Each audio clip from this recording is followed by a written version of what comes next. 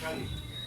Después de muchísimos años de vivir, estudiar y trabajar y ser docente afuera, viene completamente. Y claro que esto es un encuentro así, me interesa muchísimo. Uno, porque hay dos caleños. Sí, se nos está invadiendo. Porque desgraciadamente defunden mis conocimientos, van acercándose a la ignorancia muy, muy elemental.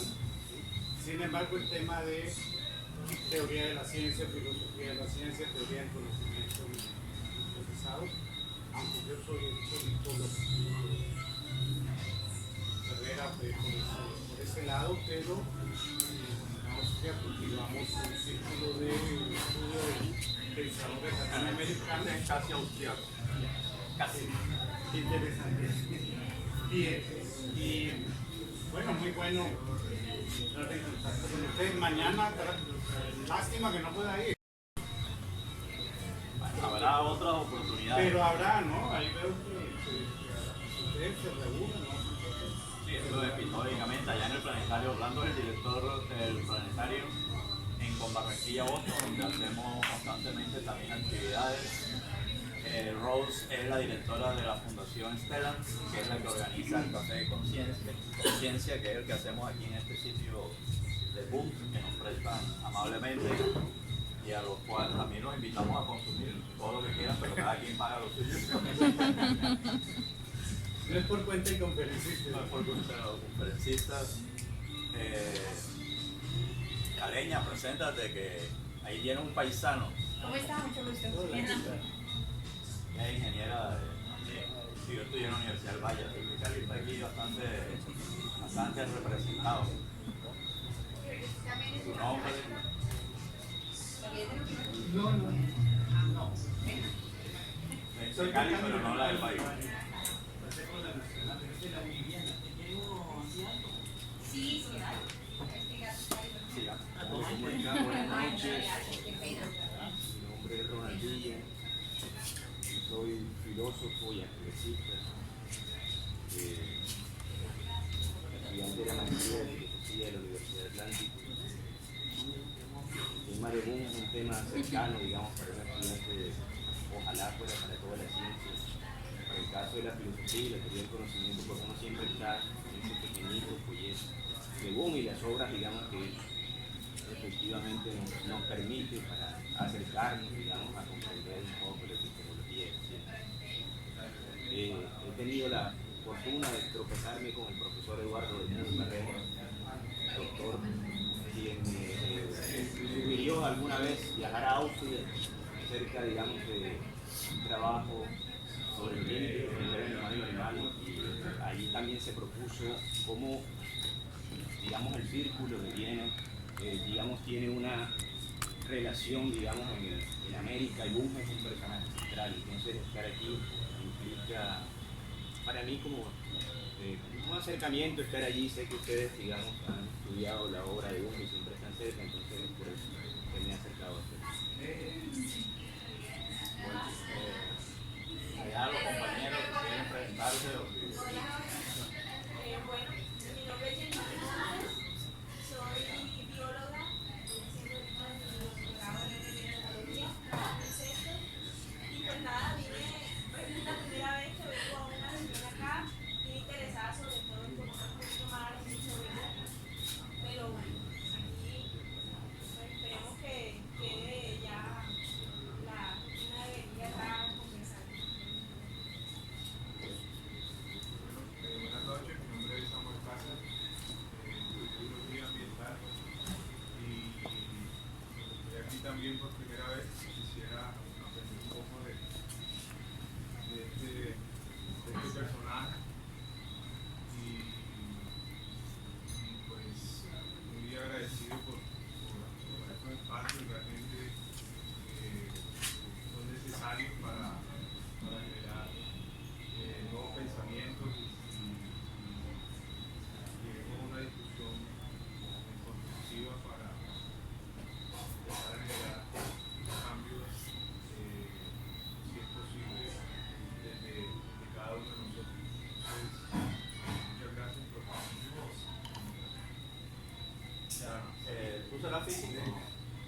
No, pues lo que yo sospechaba, conmigo en el físico, a escuchar hablar de un físico.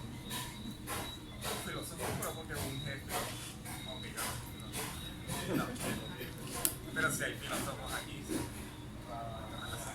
Me llamo William Pérez. Soy recién graduado de Gerencia Financiera, algo totalmente, no sé si opuesto, pero que no es muy común en este tipo de círculo de lo que se habla de epistemología y de ciencia. Realmente me gusta el conocimiento de todo tipo. Me gusta aprender sobre todo. Y obviamente Bunge es el filósofo vivo más importante ahora mismo. Y ahora que va a cumplir 100 años, obviamente igual quería estar en el evento. De hecho, le hablé a algunos amigos si podíamos organizar algo. Pues sí, al final no pasó nada, pero vi lo de la información de Rose en su Facebook y aquí estoy. No, pero tú eres colega de Rose. Sí, yo soy economista. O sea que no eres un animal extraño aquí en este Sí, porque zoológico. generalmente cuando estás así, digo, tú que estudiaste y administración de empresas, no, No, yo soy administrador y economista. Así que, Yo genial. estudié Bienvenido. economía también, de que eso no... Iban saliendo las distintas profesiones, Carlos. Ingeniero, mi nombre es Carlos Azul,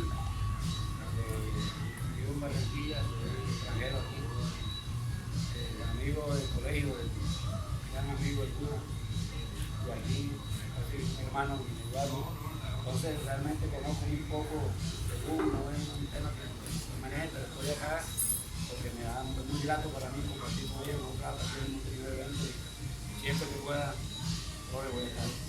Muchos años sin vernos, Demasiado para mí. Los dos conferencistas los presentamos ahorita, así que ya tú te presentaste, pero ahí como poco esta vaina. Pero bueno, yo soy ingeniera, me llamo Diana, soy ingeniera de materiales, trabajo en Tecnoglass y colaboro con Rose en unos espacios. Pues vine porque ahora me quedé hasta los ojos, me estoy molestando, es porque habla mucho de él y me genera curiosidad y porque me leí un fragmentito sobre nuestros trabajos la semana pasada. Estábamos debatiendo por qué fracasó Ernesto Sabato en la ciencia y pues sin saber nada, yo creo que realmente mamó porque desde el principio es difícil.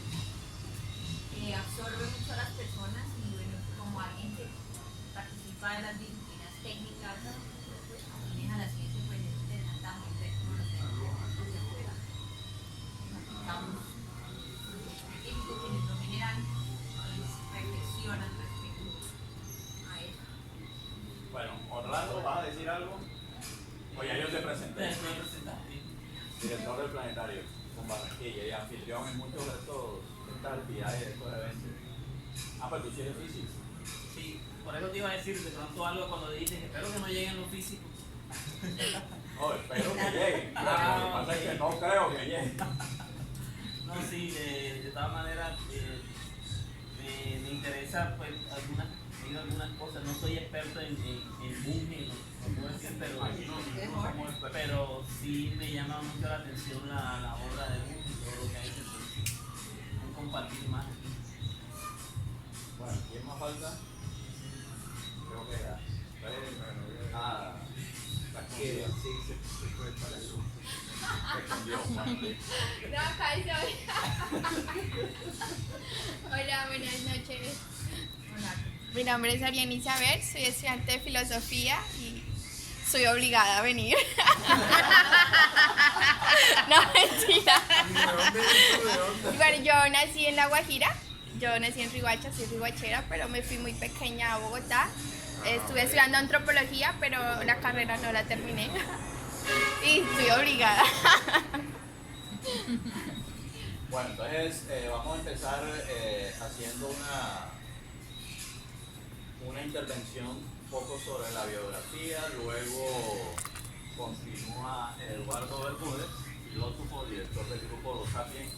Bueno, da la casualidad de que los tres que vamos a intervenir somos del grupo Los Sapiens, pero eso no fue, digamos, rosca, sino que, y Diana es testigo, yo pregunté en Facebook y en otras redes, ¿quién hay aquí que quien sea experto en Bunge para invitarlo.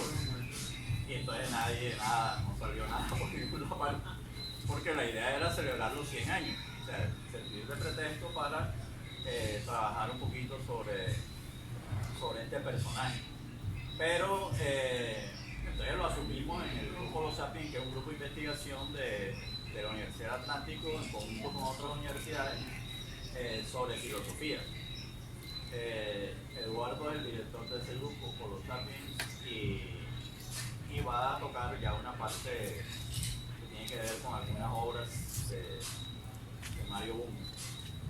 Después entonces entra Eric, que es nueva generación, pero también egresado de filosofía de la Universidad del Atlántico.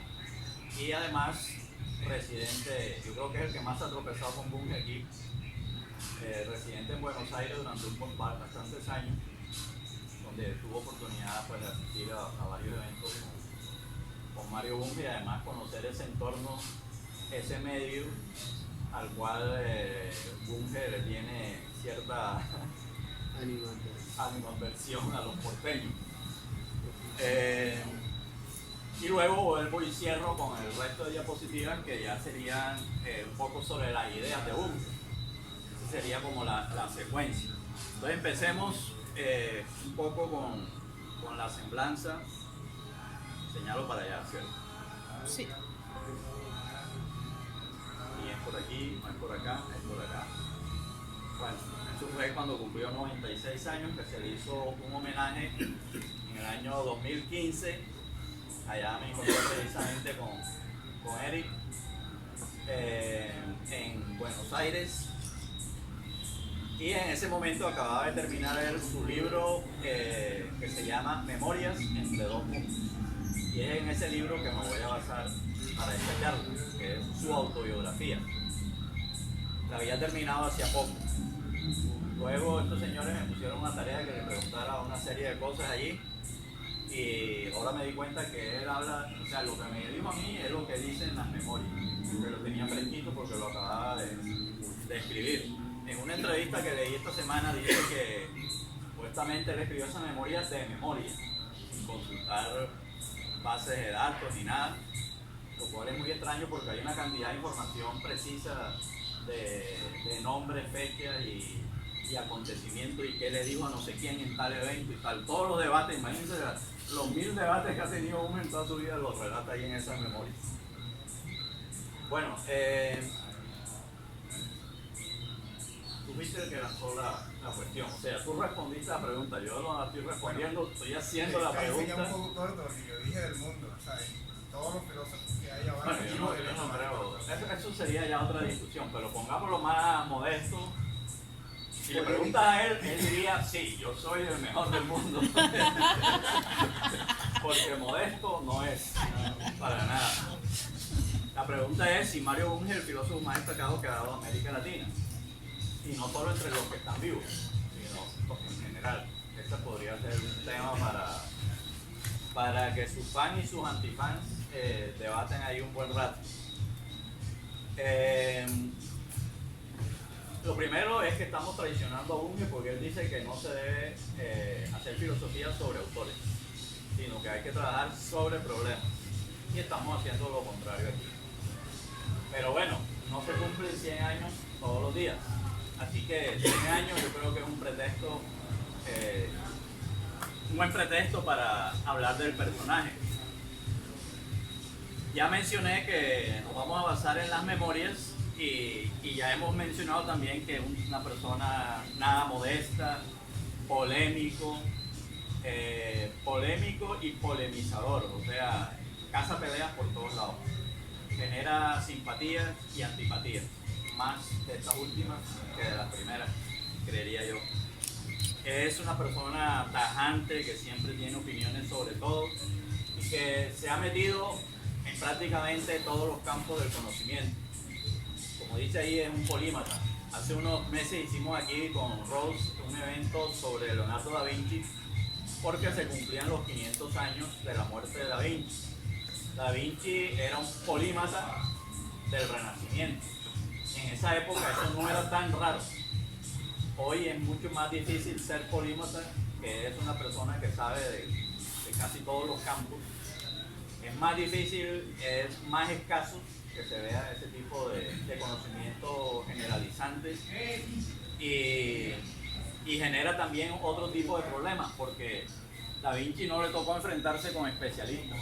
En cambio aquí un generalista no se va a llevar bien con los especialistas y ahora vivimos en un mundo de especialistas. Entonces cada quien tiene su feudo, su nicho en el cual es el experto y no deja que un outsider venga a dictarle cátedra o a hacerle crítica o a decirle cosas cuando no es un experto del propio ramo. Y ese es uno de los tropiezos que sufre constantemente Bunge, porque él incursiona en un campo, en otro, y ahí va chocando con las respectivas comunidades científicas de cada campo. Yo reconozco que yo soy de los que conocí a Bunge a través de ese manual. La ciencia, su método y su filosofía, que tengo entendido se escribió originalmente en español. Y que ha sido un éxito en América Latina, fundamentalmente. O sea, si le pregunta a la gente por el conocimiento de Bunge, casi todo el mundo lo que tiene referenciado es ese manual. Pero ese manual ni siquiera lo menciona en su autobiografía. O sea, en la escala de, si hiciéramos una jerarquía de sus publicaciones en cuanto a importancia y valor, desde el punto de vista filosófico, y de originalidad, etcétera, este estaría en los últimos lugares. Sin embargo, sí tiene una gran importancia desde el punto de vista del impacto en la educación, en la parte didáctica y, como decían, en la popularización del personaje Mario Bunge. Pero digamos que no es representativo. O sea que si uno llega a Mario Bunge a través de esa lectura, de pronto no tiene acceso a todo el panorama y a la complejidad de su pensamiento, porque es una simplificación lo que hay ahí, y ese libro tiene 60 años, o sea que, y sigue saliendo nuevas ediciones y además ediciones piratas, pero son 60 años, y en ese tiempo han cambiado muchas cosas, incluso en el pensamiento de él. Es un escritor multinivel, esto quiere decir que él publica cosas para lectores del público en general y publica cosas para gente especialista, pares de él, filósofos de primer nivel.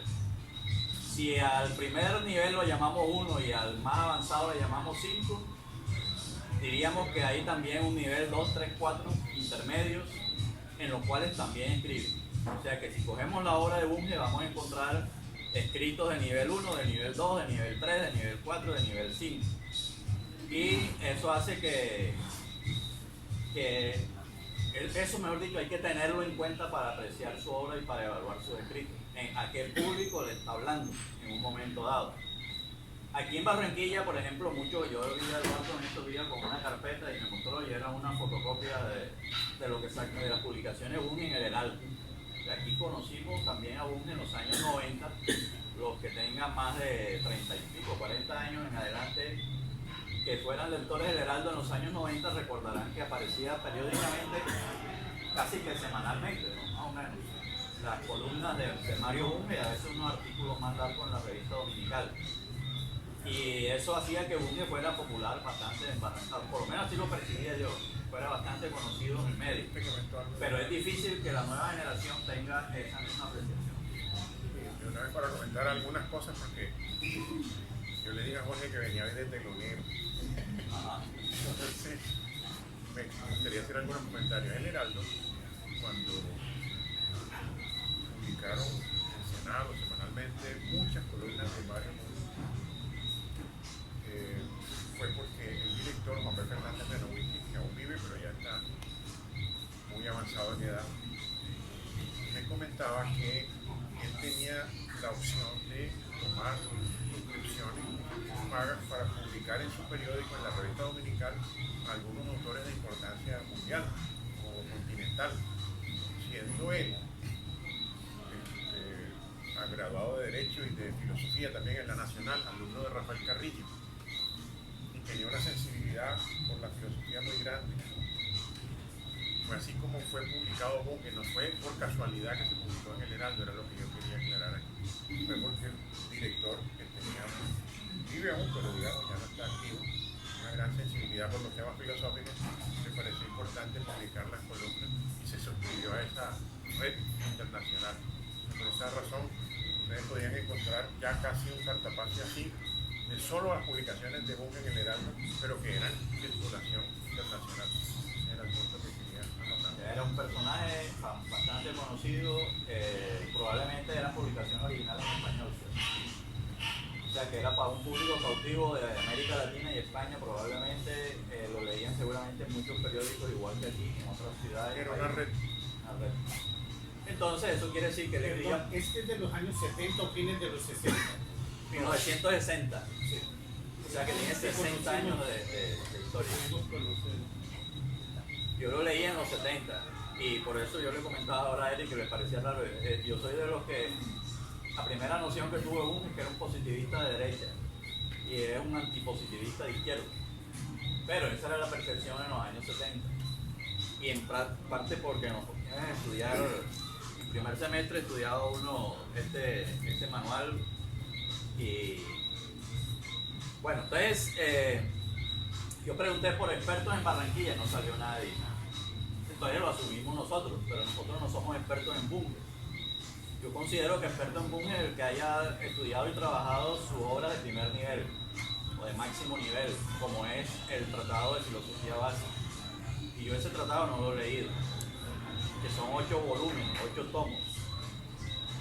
Además hay unas otras obras clave que vamos a mencionar aquí, de las cuales algunas las he rozado por ahí, pero en términos generales lo que yo palpé es que aquí en nuestro contexto se ha trabajado muy poquito a Mario Bunge. Sin embargo, a él le dieron un doctorado, o sea, eso podría repetirse en otras ciudades de Colombia tal vez, pero hace poco le dieron un doctorado en la Universidad del Valle, allá en Cali. Y un amigo nuestro, que es de filosofía continental, además traidor porque se pasó de la matemática para allá, pero es colega suyo porque estudia ciencias políticas. Ahora anda leyendo a Laclau y a la mujer de Laclau, ¿cómo que es? Chantal Mouffe. Y a, bueno, otro, el tema del populismo y eso, y entonces el hombre que está estudiando el doctorado en Brasil se ha puesto a hacer una campaña a distancia en la Universidad del Valle para que no le dieran el honoris causa a Bunge. Obviamente nadie le paró bola y le dieron el honoris causa a Bunge el año pasado, a pesar de la campaña en contra. Pero no vino. ¿Ah? No vino. Creo que sí. No sé. Yo no he visto fotos de eso, la verdad no me consta. Me dijo Juan Manuel Jaramillo que La verdad no me consta. Ese sería el doctorado honoris causa número 21, según Wikipedia. Más o menos, pero no es verdad. En realidad tú puedes ver ahí por 20 y pico de doctorados el tipo de personaje. Entonces, bueno, en Colombia no hay expertos, pero él publicó artículos con Rodolfo Ginás, publicó artículos con un libro con Rubén Ardila, a quien conocí en la Asociación Colombiana para el Avance de la Ciencia, un psicólogo experimental. Y esos son los dos colombianos que aparecen en su memoria, y el tercero, pero debería poner de primero, es Gabriel García Márquez, que él lo menciona ahí como el gran Gabriel García Márquez, pero resulta que él dice que Mario Vargas Llosa es mejor escritor que García Márquez. Aunque le simpatiza políticamente más a García Márquez. Bueno, finalmente Bunge es como el detonador de una corriente filosófica que ahora se suele llamar filosofía científica. Por lo menos en español, filosofía científica lo hace uno enseguida referirse a una corriente muy afín a Mario Bunge. A nivel internacional, scientific philosophy es más bien una cosa mucho más allá de Bunge. Y la idea es esa, que no sea filosofía científica, no sea filosofía bungiana. Más bien que la filosofía bungiana sea un ejemplo específico de filosofía científica.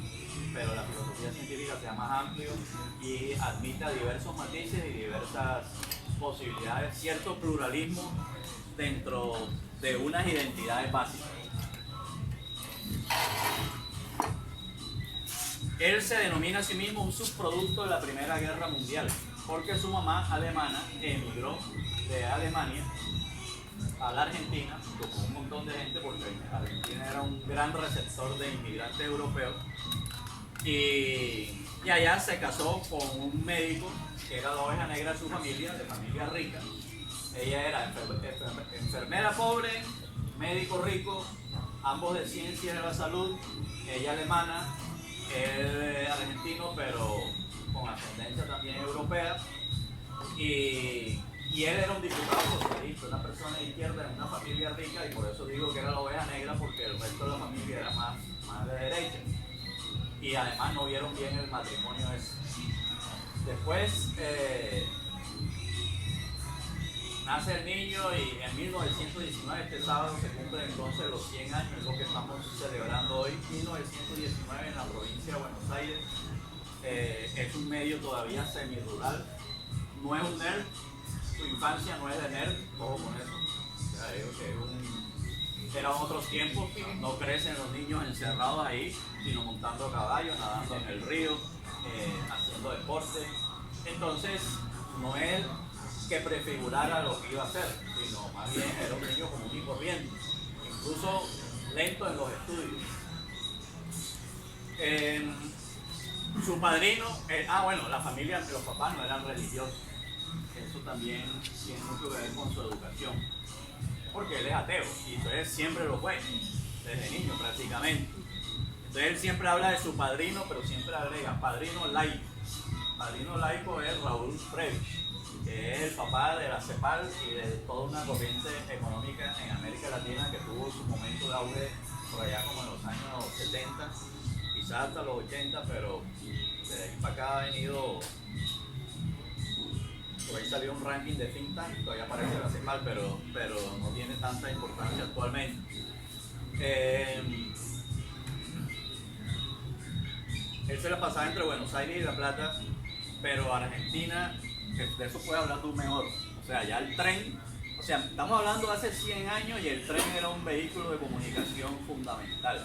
Más aún, a lo largo de sus memorias se encuentra que a medida que pasan los años, el viajecito de La Plata a Argentina, que es como decían a Barranquilla por ahí. No, más corto. Un poco más corto. Bueno, él se tiraba media hora en tren. Y al cabo de los años, ya era 1 hora, 2 horas, o sea que la movilidad iba para atrás. Igual que aquí.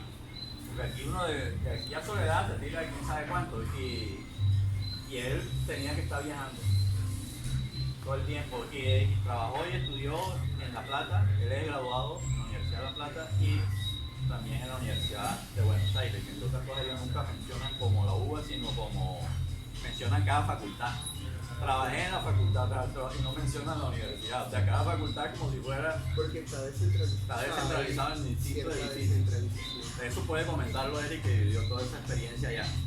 Es un monógamo serial, lo que define él. Monógamo serial quiere decir que tuvo la novia de amor juvenil, la primera novia, luego se casó, muy joven, como a los 20 años, inmediatamente tuvo 2 hijos.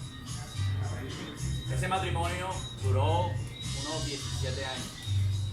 Y luego se casó de nuevo, pero ya no con una contemporánea, sino con una peladita mucho más joven, se duplicaba de edad. Él tenía 38 y la pelada era su estudiante de 19 años. Algo relativamente típico. Entonces, no he mirado a nadie. Entonces, ese matrimonio de 38 con 19 es el que duró hasta hoy, porque ella todavía está viva. Ella escribe un pedacito al final en la autobiografía con su propio punto de vista. Y de ese segundo matrimonio nacen otros 2 hijos. Entonces él tiene 4 hijos. 2 del primero, muy joven, a los 20, 21 años, teniendo el primer hijo. Y luego el tercero y el cuarto es cuando él tiene como alrededor de 50 años. O sea que hay una generación entre los 2 primeros y los 2 segundos, más de 25 años de diferencia. Creo que todos están vivos. Tiene nietos y bisnietos por ahí. O sea, familia feliz ya extendida en Estados Unidos y como en 5 países diferentes. Una cosa interesante es que a los 19 años él funda la Universidad Obrera. Ahora, imaginemos esa época. Esa época es la época del fascismo y el socialismo y el comunismo. O sea, y Argentina, que es el país hiperpolítico por excelencia.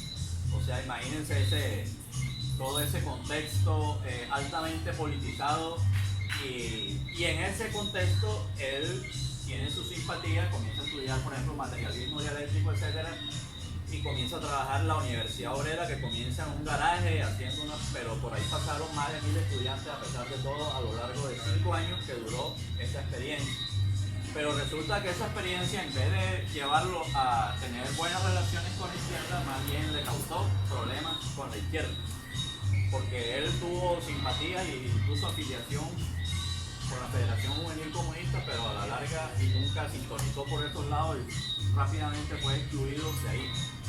Y obviamente fue perseguido por el fascismo y por los militares. Su padre estuvo preso y Bunge en algún momento de su vida también estuvo preso. Entonces tenemos una visión totalmente contraria a la que tenía yo de Bunge en los años 70, por ejemplo. Pero ese agite político duró hasta terminada la Segunda Guerra Mundial, más o menos hasta el año 47, y luego ya el tipo se zambulle a trabajar en la academia. Entre otras cosas porque parece serio, no sé, ustedes me corroborarán eso, que no se estudiaba pregrado. Ya, eso de pregrado, maestría, doctorado, no, eso era de una doctorado. Así lo entendí yo en las memorias, de una doctorado. Entonces, él tenía ya 27 años y nada que se graduaba y se zambulló en una tesis y la tesis se demoró 7 años haciéndola. Ahí hay consuelo para algunos. y bueno, él deja la política, entre otras cosas, para supuestamente concentrarse en la tesis. Aún así se demoró 7 años. En ese trabajo la tesis, entre otras cosas, lo lleva a Brasil y en Brasil está en contacto con David Bohm, que eso es importante. Los que han manejado la vaina de la física, Bohm es clave porque y resulta que Bohm era casi de la edad de él, apenas 2 años mayor. Lo que pasa es que Bohm era una superstar, era un físico que prometía, aunque para mí fue una gran decepción porque terminó de místico. Entonces, pero en Brasil trabajó un tiempo con David Bohm. Bueno, las memorias se llaman Entre dos mundos. ¿Y cuáles son esos dos mundos? Él nunca lo dice, él lo sugiere. Y da a entender de que en realidad son 4 mundos, o sea, son 2 divisiones. Una, me imagino yo, esta es mi interpretación, es entre el mundo latinoamericano y el mundo, digamos, el primer mundo. Europa, Estados Unidos, etcétera, Canadá, Norteamérica. Y la otra división es la ciencia y la filosofía, entre esos 2 mundos. Entonces, en ambos casos, más o menos hasta los 40 años, él está en el primer mundo. O sea, en Latinoamérica, haciéndose conocer en varios países del sur de Sudamérica, tal vez algo en México, pero sin mucha presencia a nivel mundial. Y metido en la física, incursionando un poquito en filosofía, y es cuando hace lo de Minerva, que nos va a hablar Eduardo. Y luego, ya entra en el campo de la filosofía. Y lo que lo lanza a ese campo es el libro Causalidad, que es a los 40 años. Lo publica a los 40 años y se lo publica Harvard. O sea, cuando a ti te publica un libro Harvard, ya tú entraste a las grandes ligas.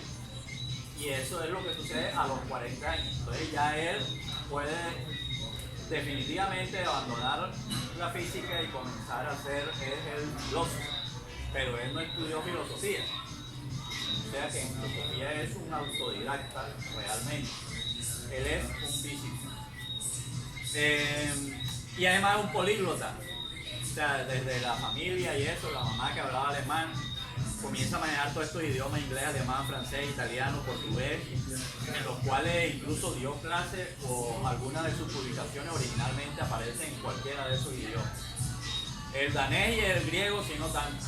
Más bien la esposa Marta fue la que aprendió griego, porque resulta que ellos viven, cuando ellos se establecen en Montreal, viven en las afueras, como en un suburbio de Montreal, tienen una cabaña en las Laurentias, que son montañas donde afloran rocas de centenares de millones de años de antigüedad, ahí en el continente Laurentia. Y entonces ellos tenían un escondite los veranos en Grecia. Todos los veranos se iban a Grecia. un buen plan para ti. Todos los veranos para Grecia. Alquilaban una cabaña junto al mar en el Mediterráneo y casi que sin agua, sin luz, el agua había que sacar del pozo, no había luz, no había no sé qué, pero bueno, a ellos les gustaba esa parte rústica y ese aislamiento. Y entonces ahí es donde aprende algo de griego. Y en Dinamarca vivió un año también. El tercer hijo estaba pequeñito y aprendió el danés, dicen ellos, pero después como se fueron, se le olvidó el danés. Políglota, entonces, estábamos hablando con Eric sobre si él aportó o no aportó la física. Él dice que sí y menciona allí algo relacionado con el trabajo de Heisenberg, pero son cosas de minucia, o sea, de detalle, pero realmente no hay un gran aporte del físico Bunge a la física. Y uno puede estudiar historia de la física y por ninguna parte se encuentra a Mario Bunge como tal. Por lo tanto, su perfil es netamente de filosofía. Él comienza a trabajar entonces una línea que es la exactificación de la filosofía. En una ocasión le dijeron, tú no vas a tener éxito en filosofía porque cuando tú hablas todo el mundo te entiende. Y es que ese era precisamente el chiste del asunto. O sea, él quería hacer filosofía pero con precisión en la terminología, en las expresiones, en los enunciados, etc. Exactificando los conceptos y utilizando herramientas formales como la lógica o la matemática. Durante mucho tiempo él llamará a eso filosofía exacta, su programa. Pero también hay una idea que en esa época era totalmente rara, que era trabajar metafísica. Esa era la época del positivismo y el positivismo negaba la metafísica. Sin embargo, él mantenía esa idea de es posible trabajar una metafísica científica. Eso parece casi un oxímoron, porque metafísica y ciencia es como hablar de dos cosas muy distintas. Y sin embargo, él defiende la idea de que se puede trabajar metafísica científica. Bueno, comienza a ser conocido en Bolivia. En Bolivia también trabajó física porque allá había un observatorio de rayos cósmicos, Orlando. Esos experimentos, ¿se acuerdan que los rayos cósmicos son ¿cómo era que decían? El acelerador de partículas de los pobres. En la parte alta de Bolivia, allá es donde hacían esas detecciones. Pero trabajó también en Perú, en que allá conoció a Francisco Miró Quesada, etc. Pero Colombia, nada, por aquí nada, Venezuela nada, estuvo en el sur de Sudamérica. De allí salta ya al primer mundo. Ingresa en los años 40. Bueno, menciono algo interesante. En 1956 escribió un texto que se llama ¿Piensan los computadores? Me llama la atención la fecha, año 56. O sea, Turing apenas había muerto. Debe ser por la conferencia de datos. Bueno, ahorita lo comento. A ver, pero es interesante que tú estés planteando esa pregunta en 1956. Entonces, su fuerte es la filosofía y la física en los años 60. Él está en el evento ese de la famosa pelea de Popper contra Kuhn. En los congresos de filosofía y la ciencia se manosea y se pelea con todos los filósofos de primer nivel en el campo de la filosofía y la ciencia de los años 60, con Feyerabend, con Lakatos, con todo eso. Y también con los sobrevivientes del Círculo de Viena, a los cuales él respeta, pero él no es nada empirista. Nunca fue empirista, nunca fue racionalista neto, siempre ha sido racioempirista. Planteamiento con el cual estoy más o menos de acuerdo. Ahora, en el año, desde mediados de los 60 hasta mediados de los 80, durante 20 años, él está exiliado, su esposo también, están exiliados de Argentina. O sea, ya ellos se habían ido y estaban como nómadas de aquí para allá, trabajando en Estados Unidos y en varias partes, pero en esos 20 años no pueden regresar a Argentina ni de visita siquiera. Es la época de la dictadura, o de las dictaduras. Entonces ellos no regresan hasta el año 1985. En 1966 él entra a la Universidad de McGill en Montreal. Y ese es el cambio de la vida nómada a la vida sedentaria con una base firme, hasta el punto de que todavía hoy él firma Universidad de McGill. Y ahí siguió durante más de 50 años. Una de las cosas bacanas es que cuando uno lee la biografía, uno cuando llega a los 50 años uno piensa, mierda, ya se acabó la vida, ya todas las películas está acabando. Y uno leyendo una biografía de esta dice, bueno, pero a los 50 años apenas estaba empezando. A los 50 años estaba comenzando a ser famoso, a los 50 años consigue la estabilidad, tiene otra vez hijos, y ahí comienza otra etapa que va a perdurar durante varias décadas.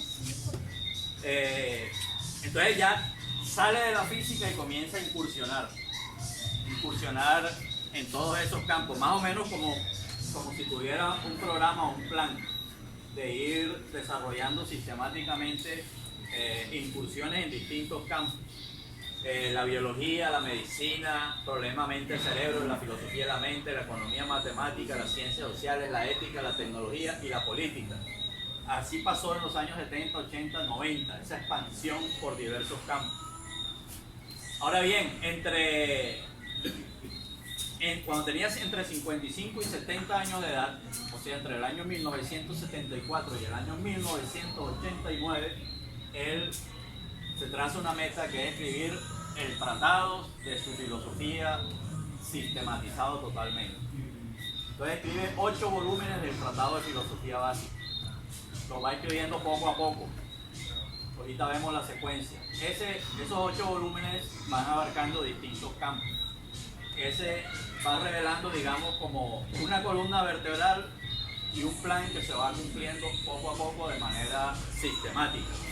Es algo de lo cual nosotros deberíamos aprender, porque no anda ahí como errático y zigzagueando. Él se burla de Hilary Putnam, que es un famoso filósofo, porque según él, Putnam y Quine también, él hablaba de eso con Quine Eduardo, que Putnam andaba de aquí para allá, de allá para acá y brincaba de un tema al otro y no sé qué, y así andamos nosotros aquí en el subdesarrollo, porque casi que la supervivencia nos obliga a ello. En el año 82 ganó el premio Príncipe de Asturias, ha ganado otros premios, ya mencionamos los 21 doctorados.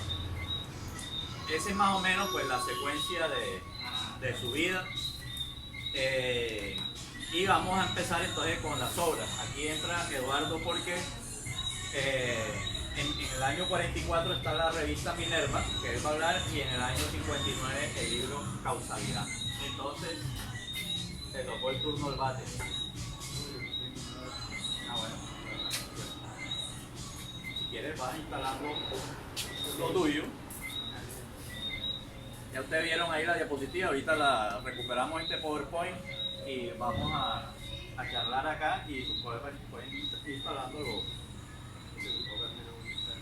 Bueno, a mí me invitó Jorge a hablar de un tema muy puntual, que no es muy extenso, es una revista que es esta, Minerva.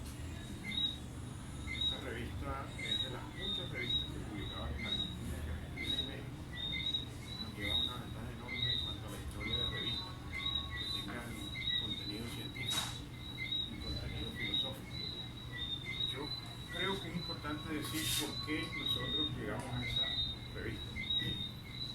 Y aquí entra un poco nuestro tema de conexión. Primero que todo, el joven dice que Bunge es el filósofo más importante del mundo. Pues creo que a mí me gusta la actitud de Bunge en la filosofía. Sin duda, como Jorge ya lo explicaba muy bien, él no aparece como físico. Pero yo quiero decir algo, en la inmigración que llegó a Argentina, usted que conoce la cultura austriaca, hay una influencia alemana y austriaca muy fuerte. Y hay dos personajes que yo quiero mencionar aquí, que son Guido Beck y Hans Lindemann. Hans Lindemann fue un alemán que llegó hacia la Primera Guerra Mundial a Chile y a Argentina. Y él había estudiado con Morris Smith y los miembros del Círculo de Viena en los años 20. Primero fue a Chile, volvió a Austria siendo alemán, estudió con los del Círculo de Viena y publicó muchos artículos en español en las revistas argentinas. Y Guido Beck también es de la línea que entronca con toda la tradición científica del centro de Europa, como que recoge toda la tradición de Boltzmann, Mach, Schrödinger y toda esta gente. Entonces ese tipo de influencia no la teníamos nosotros en Colombia ni de cerca en ese momento. Colombia era en ese momento un país muy provinciano que no tenía nexos fuertes con la filosofía científica, porque la tradición colombiana siempre fue en esa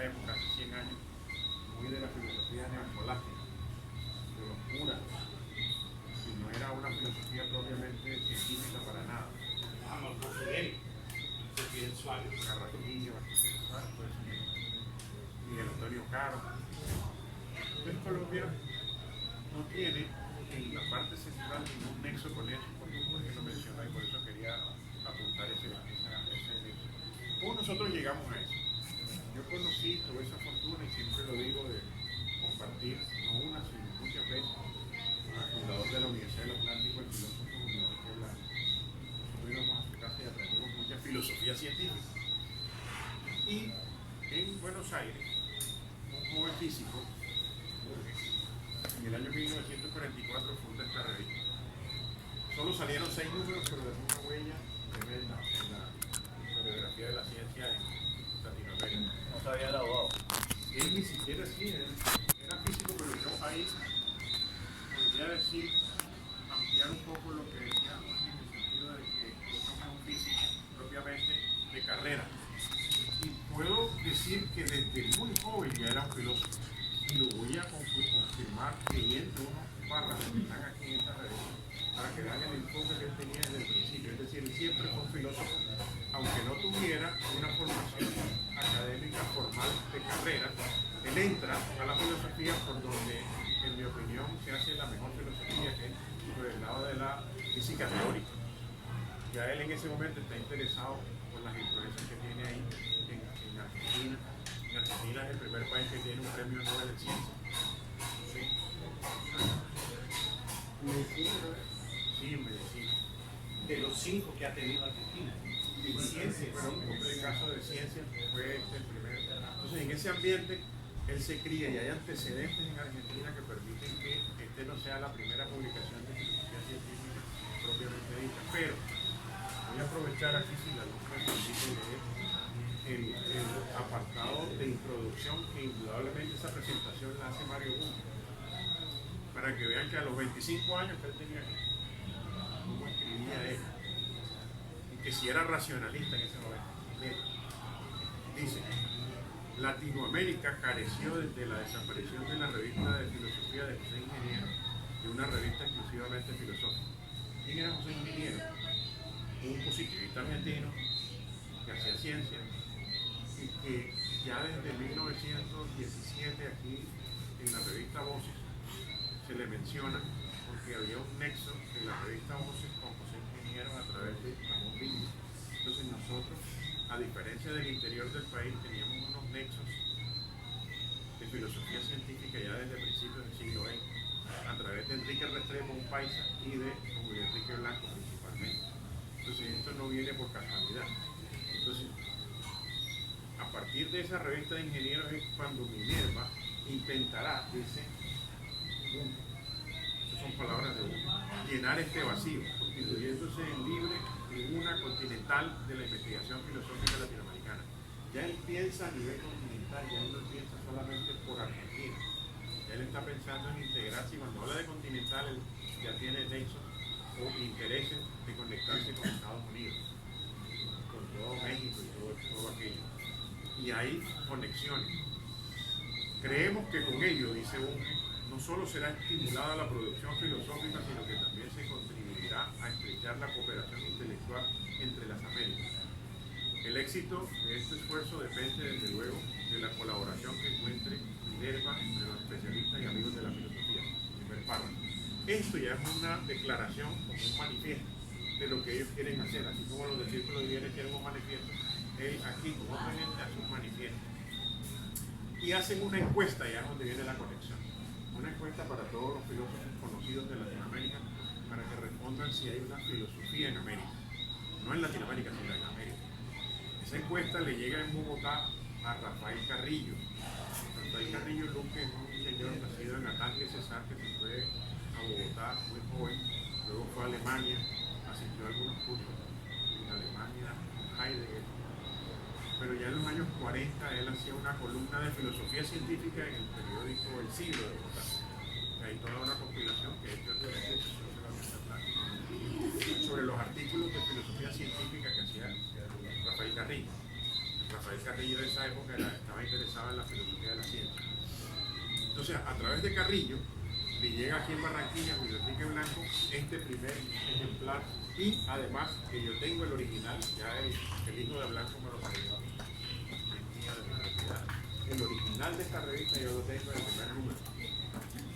Y en este primer ejemplar aparece un artículo de Hans Lindemann que se llama no recuerdo el nombre del círculo, el círculo de bienes en la filosofía científica. Entonces Blanco, que ya conocía porque había vivido en Alemania y en Francia en los años 30, todo este tema, le responde la encuesta con un artículo que se llama La filosofía en América. Y le responde a Lindemann y responde la inquietud que plantea Bunge aquí en el primer párrafo de esta revista. O sea que ya hay una conexión de nosotros con este contexto. Cuando digo de nosotros me refiero no a nosotros como los que estamos aquí, sino de nuestra cultura filosófica representada en varios autores que estaban aquí estudiando ese tipo de temas con Mario Bunge. O sea, la conexión con Bunge es desde 1944, porque él lo propone aquí en este párrafo, que tiene un interés en que haya una interconexión, una relación de los intelectuales de la filosofía científica en toda América. Y sigue diciendo, pero Minerva no se propone ser una revista común de filosofía. Minerva renace ahora después de siglos, porque la razón, cuyo confiado e ingenuo reinado parecía intangible y eterno, peligra. Él está defendiendo la razón. Peligro de muerte, y lo que es peor, de muerte por suicidio. Y nace como la hija de Zeus, armada y combatiendo. Armada de razón y combatiendo por la razón contra el irracionalismo, que es la razón devorándose a sí mismo. Espectáculo dramático de nuestro tiempo que trasciende la frontera filosófica para conmover a todas las actividades del hombre. Él está conmovido en ese momento porque estamos en lo que llaman la Segunda Guerra Mundial, 1944. Ha habido ya cantidades de muertos en Europa, llegan muchos coletazos a América y especialmente a Argentina, que es un país que fue un poco de los principales, o de los que recibió mayores influencias de inmigrantes europeos que venían de la llamada Segunda Guerra Mundial huyendo, sobre todo una gran colonia judía. En esos judíos venían muchos científicos aquí. El dilema filosófico de nuestro tiempo no es ya el origen del conocimiento, es el problema del valor del conocimiento, de la razón, de la ciencia, de la filosofía. Entonces, en este orden de ideas vemos a un mundo muy comprometido con la defensa de la razón. No sé cómo entré allí eso a discutirse, si él después varió mucho la posición aquí de defensa de la razón, pero aclaramos que es dentro de un contexto de ese ambiente de la Segunda Guerra Mundial. No hay que olvidar eso, no hay que olvidar en ningún momento que es el ambiente de la Segunda Guerra Mundial, y él muy joven estaba muy compenetrado con todos los autores, digámoslo así, del racionalismo europeo. Y aquí se reseñan en esta revista gran cantidad de libros. Dice un tratadista ya contemporáneo actual, en un artículo del año pasado, 2018, cuando hacen un balance de todas las revistas científicas de Argentina, que este tipo de revistas no era todavía como lo que se entiende hoy por revistas científicas, que tienen que tener unos pares evaluadores y que lo que interesa es la producción. Aquí era muy libre el pensamiento. Los colaboradores, y puedo citar algunos, Lisieri y Frondizi, un argentino que ha hecho época en cuanto a que fue el primero o de los primeros que hizo actualización de las ideas en Latinoamérica. Francisco Romero, un español naturalizado en Argentina. Rodolfo Mondolfo, un italiano que también vivió en Argentina. Es decir, esa particularidad que tiene Argentina de haber recibido como inmigrantes, y no cualquier inmigrante, recibía inmigrantes cualificados, hizo que se hiciera un núcleo del cual Bunge, a la información de pronto de algunos, no era el líder, era simplemente un joven que estaba asimilando. De hecho, yo creo que aquí podemos recordar lo que fue lo que dijiste, la tarea. Nosotros le pedimos a Jorge en el 2015 que le preguntara a Bunge que qué recuerdos tenía de Hans Lindemann. ¿Qué dijo él? Que era un comerciante que se había desperdiciado para la filosofía, que no le quiso prestar un libro. O sea, no lo ensalzó mucho. Bueno, Hans Lindemann nació en 1882 y en 2019, en 1919. La diferencia era más de una Claro, era un generación. señor de billete y de mucha más edad, al cual él iba a buscarle apoyo. Y de mucha mejor formación en ese momento. Claro. Entonces él era un joven impetuoso como siempre lo ha sido, porque a los 100 años todavía sigue siendo impetuoso. Y aquí aprovecho para contar por qué lo digo de primera mano. Una experiencia importante que quería contarles esta noche, que no es tan académica, sino un poco de estudio. Es que en el año 2000 yo estuve en México en el primer Congreso Iberoamericano de Filosofía de la Ciencia y la Tecnología. Y yo recuerdo que el evento central en ese congreso en Morelia, en México, en el año 2000, para estos días de septiembre final, la mesa que más me llamó la atención se llamaba 100 años de la física teórica. Y estaba, creo que Lorenzo de la Peña se llamaba el físico, el mexicano. Estaba Francisco Miró Quesada, maravillosa persona también, falleció hace poquito a los 100 años también. O sea que yo creo que cumple 100 años, yo creo que cumple 100 años y se muere también. ¿Será culpa tuya? Ya está bueno.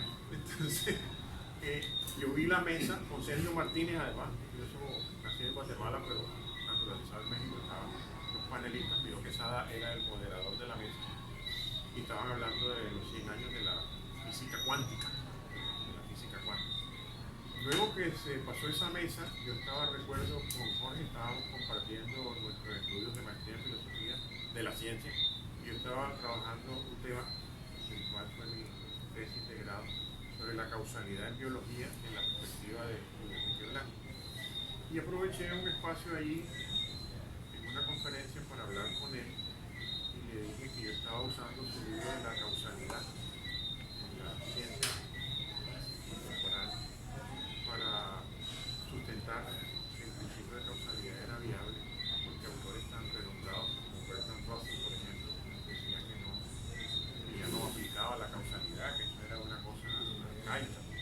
Pero Rudolf Cartan, por ejemplo, en su libro de Filosofía de la Ciencia manual, reivindica también la causalidad. Bunge, por supuesto, se hizo famoso, como ya lo dijo hace 60 años, publicando ese libro, que creo que primero fue en inglés. Entonces, si un autor no escribe en inglés hoy día, está fuera de circulación. No existe. Entonces Bunge sabía eso no ahora, sino lo sabía hace 60 años atrás. Y escribió ese libro que fue su presentación en la Sociedad Filosófica Mundial, digámoslo así. Entonces él me dijo, usted está interesado en ese tema, vea, ese tema es bien bonito y se lo recomiendo porque casi nadie le interesa en este tema. No se ha trabajado tanto en Latinoamérica filosofía de la biología y mucho menos el tema de causalidad en biología. Eso para mí significó un espaldarazo, porque de todos modos es un autor que es muy reconocido y me dio algunas opiniones muy importantes. Y ya yo conocía otros libros de él, no es que Jorge mostró que me parece malo. Hay autores que tienen muchos libros y el hecho de que sea uno no quiere decir que no tenga libros malos. El otro día decía, les voy a mostrar este libro de Daniel Dennett, pero no se lo recomiendo. ¿Y por qué? Porque es malo. Pero también uno tiene que recomendar los libros malos para que no se los lean y no pierdan el tiempo. Miren el libro La conciencia explicada, que a mí me parece que se debería llamar conciencia inexplicada. Entonces así pasa lo mismo con Bunge. Bunge ha escrito muchas cosas y no todas son del mismo nivel. De hecho, recuerdo yo cuando en el Congreso Mundial de Filosofía en Boston acababa de salir los tomos que tú dices, que son 8 en inglés. Y sucede con Bunge lo que sucede con muchos escritores de literatura que son famosos, pero nadie se los ha leído. Con muy poca gente se los lee. Por ejemplo, con Joyce, nadie se lo ha leído. Con Cruz, casi nadie ha leído a Cruz. Se habla de ellos, pero no se los lee. Del Quijote también la gente habla, pero no se los lee. Entonces con Bunge pasa lo mismo. Con Bunge se habla de Bunge, pero nadie se lo ha leído. La mayoría de la gente no ha leído, porque la mayoría de los libros de Bunge están en inglés. Y nosotros en nuestra academia no leemos en inglés, los estudiantes no leen. La gente que ya tiene otro nivel de, digamos, escolaridad, que asume que hay libros que no van a ser traducidos por ahora de Bunge, están en inglés, los mejores libros de él, por lo que yo sé. Algunas cosas de él ni siquiera tienen un viso de que van a ser traducidos, porque son volúmenes y volúmenes y volúmenes. Entonces quería hacer ese impulso con la relación y cómo yo veo a Bunge también. Yo creo que Miró Quesada es un filósofo también tan importante escrito tanto, pero tú no tienes que escribir tanto para ser importante. Porque hay filósofos que han escrito menos que otros que han escrito más y son más importantes. Entonces el hecho de que haya escrito una obra voluminosa no lo hace importante. Ese punto de vista que yo quiero poner. Y termino aquí esta presentación que él tiene porque me parece que al final él dice Minerva no significa, digamos, confía en que podrá constituirse en una tribuna polémica del pensamiento filosófico latinoamericano, puesto que la intelectualidad latinoamericana requiere una elevada e independiente tribuna de filosofía desde la cual pueda discutir libremente los problemas cardinales de la razón, subrayo, de la razón, entre ellos y con razones el irracionalismo. En ese momento él está comprometido con la lucha contra el irracionalismo. Probablemente, no, ahora voy a decir algo filosófico. Probablemente aquí, además de la guerra, él está tirándole rayos a Heidegger, tirándole rayos a Nietzsche. Terminó en la Universidad de Heidelberg, tirándole rayos a Nietzsche, todo el nietzscheísmo que había en Latinoamérica. No, pero Hegel es racionalista, estoy diciendo que él está contra el racionalismo en este momento.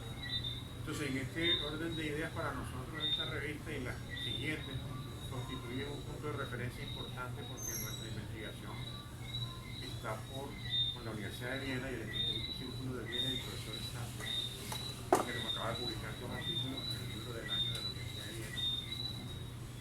Estamos proponiendo un libro que se llama La influencia del empirismo lógico en el Caribe y Sudamérica. Entonces, para beber esas fuentes tenemos que ir a Argentina. Ya René Camping, que ha colaborado mucho con nosotros en estos temas, y hoy mismo me mandó algunas cosas que mañana voy a relacionar en el acto de mañana acá. Estamos proponiendo entonces el free line, o sea, el círculo, ahora va a ser no de Viena, sino de Viena, Barranquilla, Buenos Aires. Y ya hay publicaciones, ¿no? Que estamos hablando de que va a ser. Ya de hecho nos han publicado cosas en Argentina y en Viena. O sea que ya nosotros estamos incluidos y comprometidos con una investigación en donde esta revista es un referente muy importante para nuestra investigación. En realidad hay más cosas, pero bueno, creo que Eric tiene que decir. No, yo creo que puede ser. Mañana yo sigo, mañana yo sigo. No, pero yo lo que quiero reivindicar es lo siguiente para terminar mi intervención hoy. Yo comparto con él, y eso sí lo considero un referente bien importante, que nosotros necesitamos hablar de tú a tú con cualquier filósofo del mundo, y eso es lo que más me gusta de él. Él coge a Popper y le dice su vaciada, coge a Heidegger, le dice que habla basura, y a mí me encanta eso. Y eso coincide con algunas líneas que nosotros trabajamos. Hay gente, y es una palabrita que uno, ojalá que no esté grabando, hay gente que que habla mucha mierda. Y lo grabado, que nos da una ventaja cuando estamos en estos temas de filosofía de la ciencia, que estamos pegados a como Quine decía que debía ser la filosofía. Una disciplina que está siempre conectada con la ciencia, lo demás es basura. Bueno, ese es nuestro punto de vista y ahí coincidimos con un detallito, en esos nexos con la revista Minerva él se escribía con Carlos Rafael Rodríguez en Cuba, que después será uno de los dirigentes de la Revolución Cubana. Y cuando 40 años después se encuentra allá en La Habana con Carlos Rafael Rodríguez, ministro. Dame un minuto, ahora que dice en Cuba, en enero yo estuve invitado por la Sociedad Puertorriqueña de Filosofía en un evento que se llamó Enseñanza de la Filosofía en el Caribe, y hicimos un descubrimiento maravilloso, y es el siguiente. Hay un especialista en mundo colombiano que tú preguntabas ahora, bueno, no vive aquí, tiene 40 años de vivir en Puerto Rico, pero él viene la otra semana para acá para Barranquilla. Se llama Carlos Rojas Osorio. Y por si no lo conocen, aquí está. ¿Cómo es que es el nombre tuyo?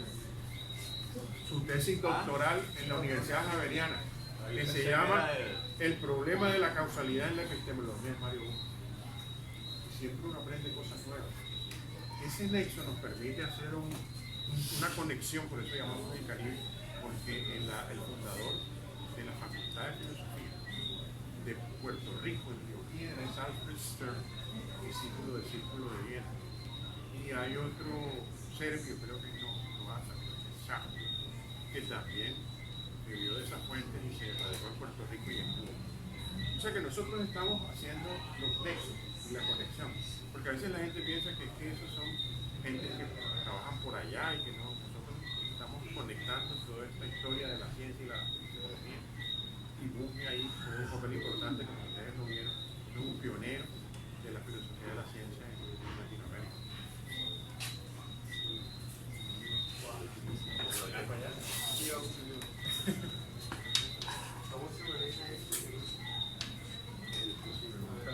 Creo que es el de abajo.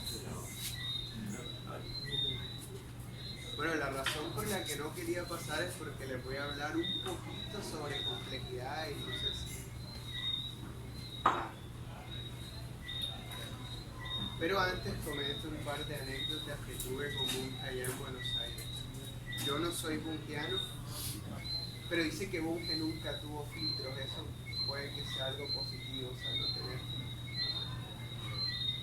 un par de anécdotas. Ah, bueno, otra es que la última vez que lo vi estaba divagando, o sea, fue a hablar sobre física, pero los físicos que lo escucharon, yo no sé mucho de física, está divagando y bueno, listo, se lo perdonan porque no sé, tenía en esa época que 96 años, si no divagas a los 90. Y es muy soberbio, o sea, siempre que lo escuché no aceptaba comentarios. O sea, cuando ustedes tuvieron suerte, el profesor le preguntó y le respondió. Pero en las charlas que daba, siempre que le preguntaban, se notaba muy molesto cuando le preguntaban y muchas veces no respondía. Como haciéndole ver a la persona que le preguntó que su pregunta era para él muy tonta. No soy bungiano, de hecho no me cae nada bien, pero voy con la línea del profesor Senior y el profesor Bermúdez, y es que sí, en efecto, dentro de la filosofía hay mucho margen a la especulación, se especula muchísimo. Y él es un defensor de la corriente opuesta, de tratar en lo menos posible de la especulación. Y considera que eso se logra acudiendo a la ciencia, porque considera que es lo más confiable de lo que disponemos. Entonces por eso se le considera un filósofo cientificista, porque la mayoría de problemas filosóficos quiere llevarlos a un plano científico. Uno de esos, bueno, yo considero que la complejidad podría considerarse un tema filosófico, que es del que vengo a hablarles hoy. Complejidad y emergencia. Y por su formación en física, pues creo que arroja ciertas luces sobre este problema y sobre otros, sobre muchos otros. Entonces,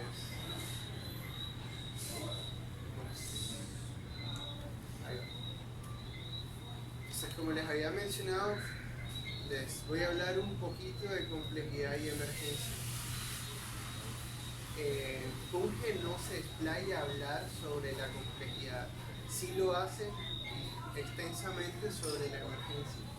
De hecho, él se considera un emergentista, en el sentido que considera su perspectiva filosófica general, o sea, él es de los que todavía considera que se puede hacer filosofía de manera sistemática, como general.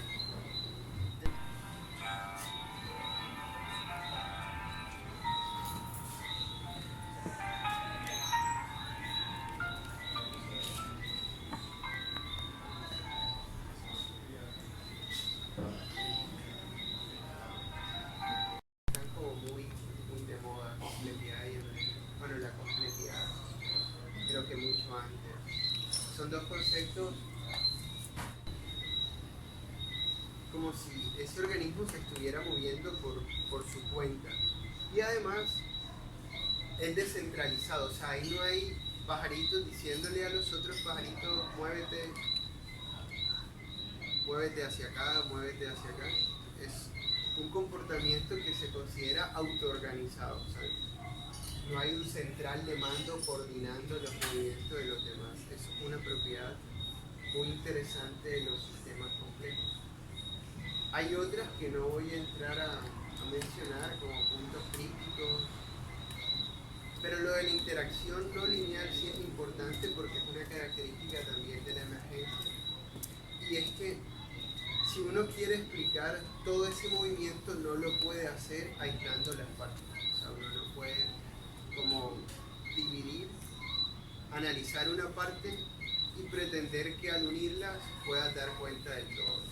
No es posible eso, ni en la complejidad de manera general ni en la emergencia. Ese sonido de pájaro.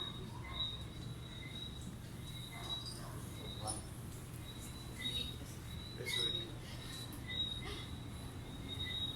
Bueno, creo que el lugar por excelencia de la emergencia es nuestro cerebro.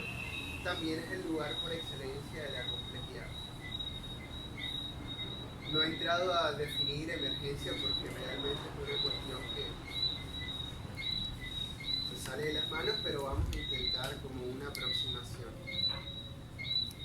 Se dice que una propiedad o un comportamiento es emergente cuando la totalidad, o sea, la emergencia se da en una totalidad. Entonces esa propiedad o ese comportamiento no lo presentan las partes. Entonces, ¿por qué el cerebro es tanto fuente de complejidad como de emergencia? Bueno, porque las neuronas que son los elementos que constituyen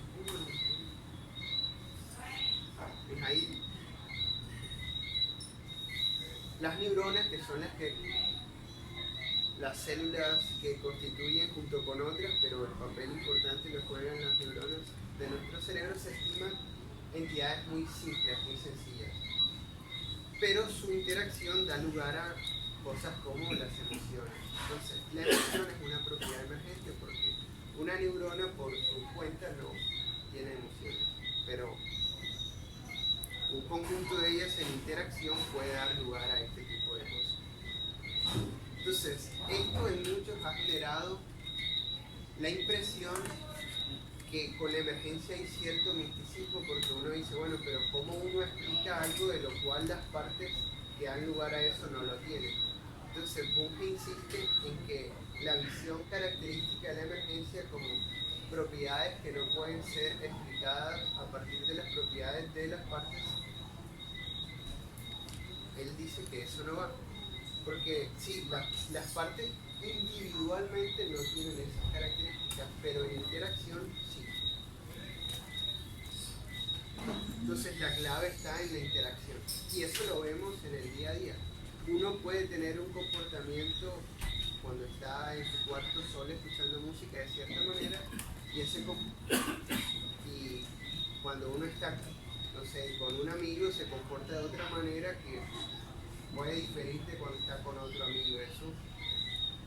De eso va la emergencia de propiedades o comportamientos que surgen a partir de interacción. El asunto es que cuando se habla de complejidad, las partes que están interaccionando son muchas.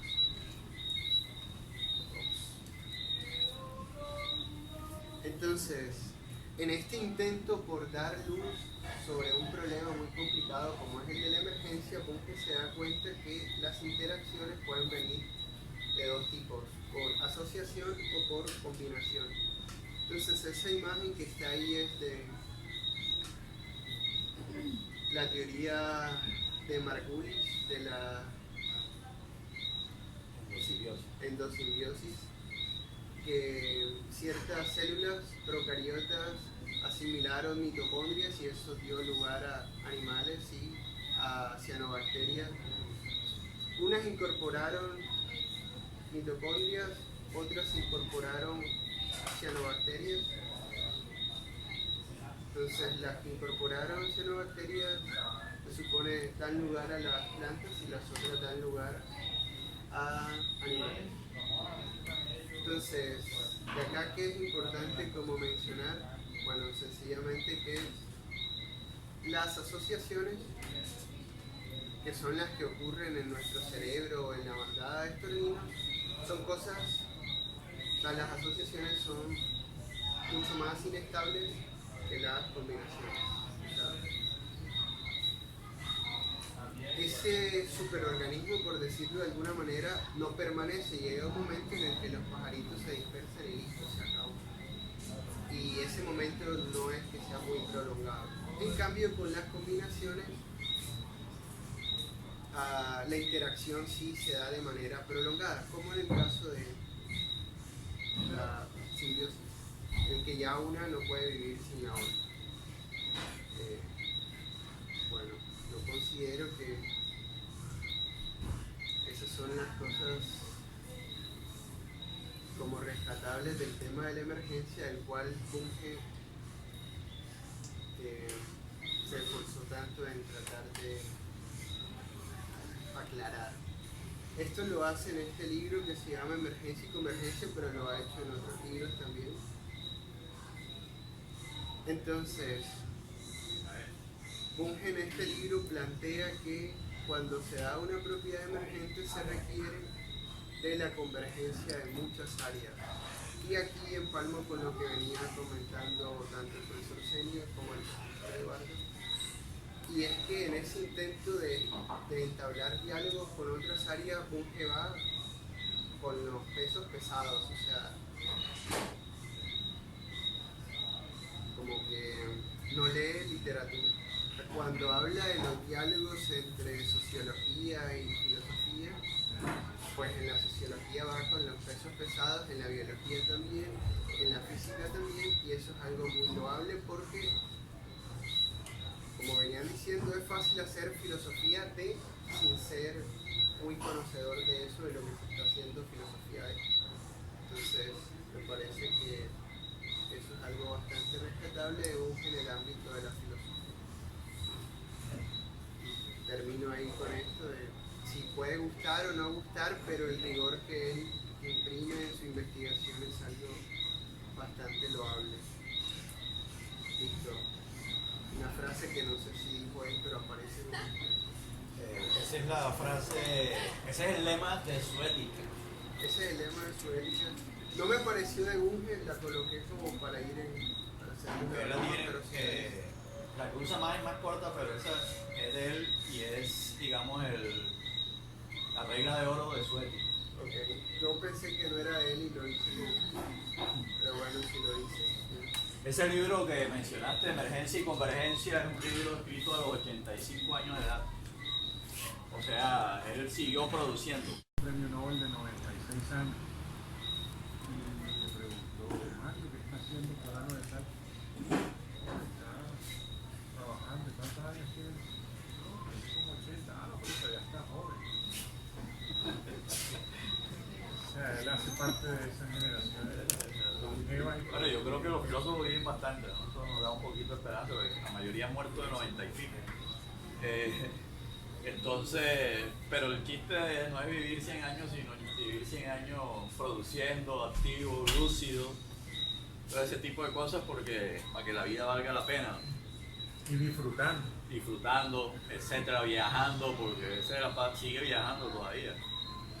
Entonces, miren, estos son los principales libros del comienzo. Estos tres, tú tienes el señalizador. Sí.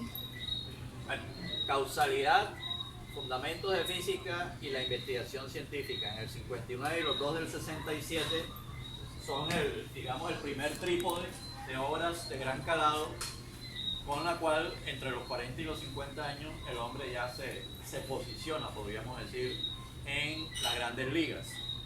Y es la época de los grandes congresos estos de la naciente, bueno, de la segunda etapa más bien de la filosofía de la ciencia. La obra principal de él es el tratado. Es una obra sistemática, duró 15 años produciéndola y tiene estos 8 volúmenes, de los cuales ahí los 4 primeros están traducidos al español por Rafael González del Solar, los 4 últimos no están traducidos todavía. Los 2 primeros son semántica filosófica, los 2 segundos son ontología, o sea, de qué está hecho el mundo. Los otros 3, más que todo, o digamos más bien estos 2 y un poquito son epistemología. Entonces, esos 3 elementos, semántica filosófica, ontología y epistemología, ahí sí es sistémico, o sea, él no considera que eso se pueda trabajar por aparte, tienen que integrarse los tres. Por eso la necesidad de construir una filosofía sistémica, que tenga esos tres componentes, porque lo uno determina lo otro y viceversa, o sea, ese triángulo es fundamental. Ya después se puede trabajar la estética y la ética, pero esos tres conforman un trípode fundamental. Al final, él ya trabaja la tecnología en el séptimo y trabaja la ética o filosofía práctica en el último, que es del año 1989. Miren los años 74, 74, 77. Entre este y este fue que escribió con Rodolfo Ginás. Ahí tradujeron moulaje, yo diría moulamiento, así pues, una traducción. Y todos por esta editorial y en español por Ediza. Otras obras. El problema mente-cerebro del año 1980. Era la época esa de... Él trabaja con Ginás, pero después pelea con Ginás y rompe. Y dice que él tenía razón y Ginás estaba equivocado. Materialismo y ciencia en español. Lo que no digan en español es porque fueron escritos originalmente en inglés, que son la mayoría. Pero yo aquí metí varios de la época. Al final él comienza a escribir más en español, como que ya las editoriales y el público que tienen en Latinoamérica y España es suficiente para que justifique producción original en español. Materialismo y ciencia, pseudociencia e ideología. Bueno, esa es la razón por la cual me empezó a simpatizar Bunge realmente ya en los años 90 hacia acá, porque nosotros con la Fundación Sterland, en el planetario, en todas estas dinámicas aquí en Barranquilla, divulgación científica, mantenemos un combate permanente con la pseudociencia, o sea, la crítica a la pseudociencia, defendemos el pensamiento crítico. Y en ese planteamiento Bunge estuvo presente, es más, él trabajó con el Skeptical Inquirer, con este, ¿cómo se llama el mago este que daba el premio? Randy. Bueno, toda esa línea, y siempre apoyó las revistas y los grupos que se crearon de escépticos, escépticos en el sentido metodológico, no escépticos en el sentido de que el conocimiento sea imposible. Y esos escépticos metodológicos son la actitud crítica propia de la ciencia frente a una serie de supuestas ciencias que no cumplen una serie de requisitos fundamentales. Ahí entra, bueno, él las clasifica, hay de varios tipos, y recientemente publicó en el año 2010 en la colección Vaya Timo, que la que queríamos hacer allá en el Planetario 1, Vaya Timo. Bueno, él escribió Pseudociencia, Vaya Timo. Y bueno, ahí no queda títere con cabeza, porque él no solamente le da las pseudociencias al marxismo, al psicoanálisis, sino que además le da a la sociobiología, a la psicología evolutiva, a la psicología computacional, a cierta parte de la cosmología que habla de multiverso, a la teoría de cuerdas, por supuesto. En fin, hay un pocotón de cosas que nosotros de pronto no consideramos pseudociencias, él sí las encaja bajo ese concepto, aunque él las clasifica, ¿no? Hay de diversos tipos. Las clasifica por el daño que causan. Algunas no causan daño, otras causan más daño. Por ejemplo, las de medicina, obviamente, son más dañinas. Otras, como la astrología, eso no tiene mayores implicaciones, etc. Entonces, fíjense que desde el año 85 él está trabajando ese tema y sigue haciéndolo. Filosofía de la psicología, un libro escrito en español en 1988 con un colombiano, Rubén Ardila, psicólogo experimental. Filosofía de la ciencia en español en el año 93. Época donde ya está el auge del posmodernismo. Buscar la filosofía en la ciencia social, sociología de la ciencia y las ciencias sociales en discusión pertenecen a esa etapa final de los años 90, o sea, cuando se dedica sobre todo a la ciencia social, comienza a trabajar ese tema.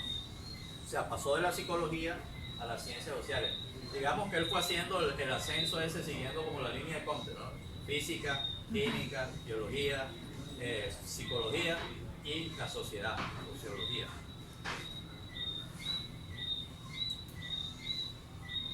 En el siglo XXI, ya después de cumplir 80 años, produjo Crisis y Reconstrucción de la Filosofía. En español está en Ediza. Yo no sé si el original es en inglés, pero ahí en la propia autobiografía aparece en español.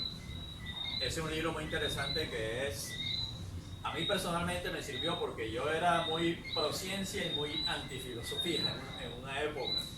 Y me reconcilié un poco al ver que la filosofía todavía tiene digamos, la posibilidad de trabajar como trabaja la ciencia y darle a uno ese placer y esas seguridades o esa rigurosidad que le da la ciencia. Stephen Hawking dijo que algo así como, bueno, descalificó la filosofía, ¿cierto? Orlando, ¿tú recuerdas esa? Sí, en Gran Diseño, creo que es. Gran Diseño. Entonces, no Bunge, sino uno de sus discípulos, Gustavo Romero, odia a Stephen Hawking y hizo que yo también me distanciara de Hawking hasta el punto de que escribí cuando se murió Hawking una columna en La Libertad que se llama Stephen Hawking está sobrevalorado. Pero bueno, eso porque lo comparaban con Newton y con Einstein, un poco de gente, y realmente la verdad es que Stephen Hawking no llega a ese nivel. Solo que su trayectoria biográfica por su enfermedad y eso lo convirtió en una superestrella. Filosofía política, doctor, ahí tiene su tema. A la Casa de la Realidad, que es una defensa del realismo, emergencia y convergencia, el libro que mencionó Eric, es del año 2004. Materia y mente, pseudociencias, vaya timo, del año 2010. 2012, evaluando filosofía. Filosofía para médicos, en español, en el año 2012. Como paréntesis, ya que hay alguien de las ciencias económicas, él también criticó a la economía ortodoxa como una pseudociencia. La teoría neoclásica. La teoría neoclásica le daba madera. Miren estos 3 libros que se consiguen fácil en español, los que quieren aproximarse, por ejemplo, que no hayan estudiado mucho aún y quieren aproximarse. Bueno, este es para filósofos, más que todo. Crisis y reconstrucción de la filosofía. Emergencia y convergencia y a la Casa de la Realidad. Deberíamos decirle a la Librería Nacional que nos financie porque aquí le estamos haciendo propaganda gratis. Bueno, esto ya un poco sobre las ideas de Bunge. Es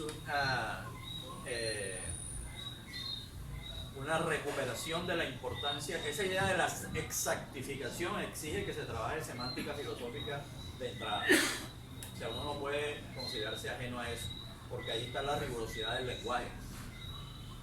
En términos de formalización de las teorías científicas, o sea, los científicos escriben artículos, libros, lo que sea, pero eso hay que reconstruirlo. Hay otra corriente filosófica que se llama el estructuralismo anglosajón, smithiano, como se quiera denominar, que trabaja sobre todo reconstrucción de teorías.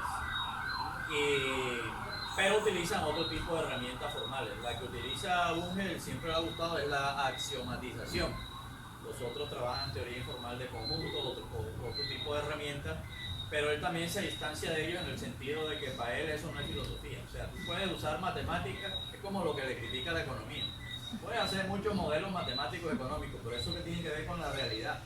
¿A dónde está el homo económico de que habla la teoría económica? En la vida real. Es más, Bunge en una época, a comienzos de los años 70, él suscribe la teoría de la decisión racional, la teoría de juegos, que es una teoría matemática que deriva del que fue tal vez el más grande matemático del siglo XX, John von Neumann. Y él se encarreta con esa vaina y la defiende y escribe cosas incluso sobre las elecciones argentinas utilizando esa teoría. Pero años después ya dice, esto fue un error, esto es un fracaso, esto no sirve, y desecha eso.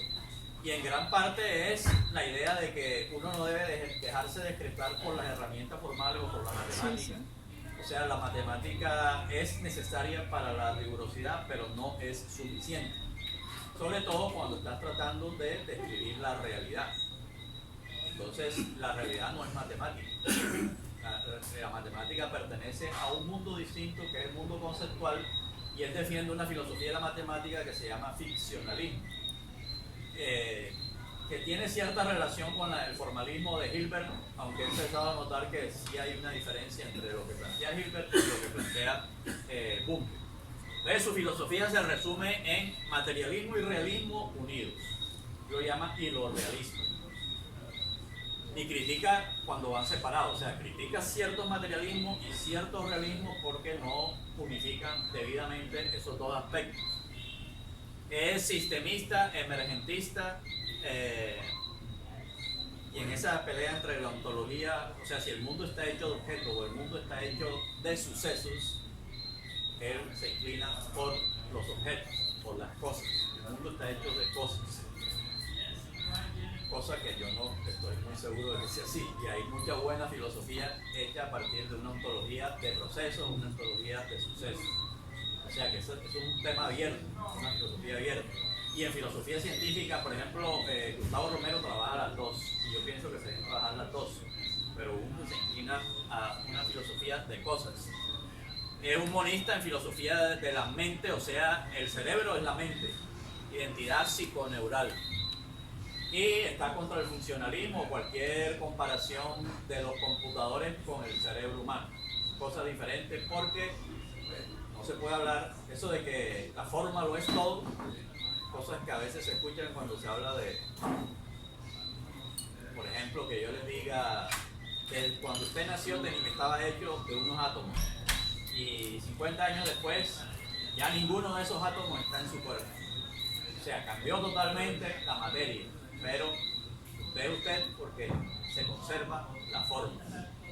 Bueno, ese tipo de ideas él no las acepta. Eso lo dice uno sobre las células, lo dice uno sobre el cerebro, en la comparación cerebro-computador. No. Contenido y forma no son separables. O sea, hay que distinguirlos, pero siempre hay que tener en cuenta el contenido.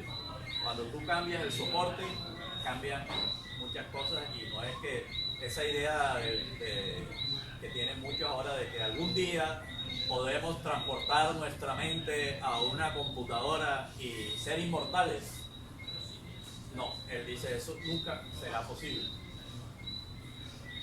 Pero bueno, eso ya en el nivel de futurología. Y políticamente él defiende un socialismo democrático. Ya ha venido escribiendo sobre eso, un poco cercano a la tradición socialdemócrata. Él le da duro a Freud y a Marx, pero a Freud le da con rabia, le da de manera mucho más radical. En cambio con Marx tiene como más consideraciones, le critica a los hegelianos, pero le elogia el materialismo.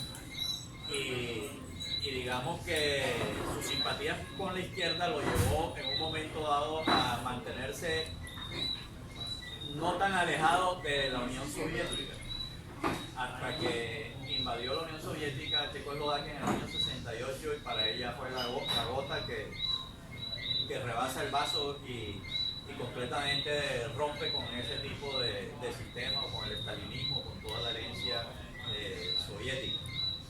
Pero sigue defendiendo formas de socialismo y sigue criticando, así como critica la teoría neoclásica en economía, por ahí de hecho critica el neoliberalismo y todas esas ideas que predominan en la visión económica del capitalismo desde 1980 hacia acá. En materia de probabilidades, un anti-bayesiano, por si acaso alguien trabaja ese tema. Hay unas discusiones interesantes entre Gustavo Romero y Bunge sobre el concepto del tiempo en la relatividad de Einstein. Bunge es un presentista, que es la idea que tenemos todos. Lo que existe es el presente, el pasado ya no existe, el futuro todavía no existe. Pero la teoría de la relatividad nos dice otra cosa. La teoría de la relatividad nos habla del bloque del tiempo.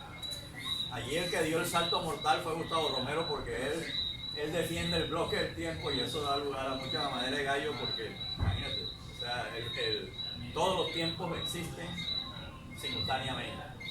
Popper llamó a Einstein el Parménides del siglo XX, precisamente por esa visión que aparentemente surge de la teoría de la relatividad general.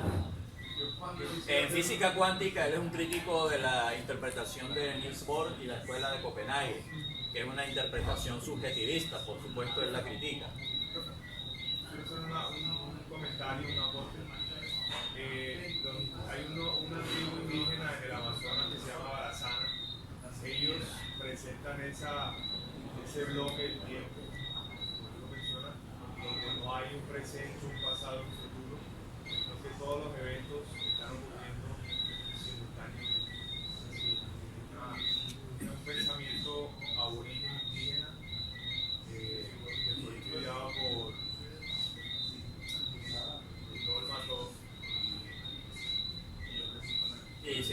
la tribu? Barazana. Barazana. Interesante. San Agustín también tuvo unas ideas parecidas. Es algo así como mirar el tiempo desde afuera, desde una mirada ¿qué será? Omnicomprensiva o algo así. Entonces están todos los tiempos. Ahora, eso empezó en realidad con la teoría especial de la relatividad, con los diagramas de Minkowski. O sea, lo hizo más Minkowski que Einstein en 1908, pero la teoría general de la relatividad toma eso y lo lleva ya a otro plano. Con la detección de las ondas gravitacionales hace 4 años, ya Gustavo Romero, por ejemplo, plantea el espacio-tiempo es material. El espacio-tiempo tiene un carácter material, lo cual efectivamente coincide o es consistente con la teoría general de la relatividad, donde el espacio-tiempo es como un campo energético que tiene una influencia sobre la materia y la materia sobre el espacio-tiempo. O sea, son de la misma índole esos dos tipos de entes. Bueno, él defiende que en la biología sí hay leyes, pero yo esa filosofía de la biología de Bunge no la conozco prácticamente casi nada. Sé que defiende un concepto de especie bastante extraño como estático y otra serie de cosas así. Yo le dije a Oscar que teníamos que meternos por ahí a ver cuál era el cuento, porque es difícil, a primera vista es difícil de captar cuando uno ha leído ahí como superficialmente.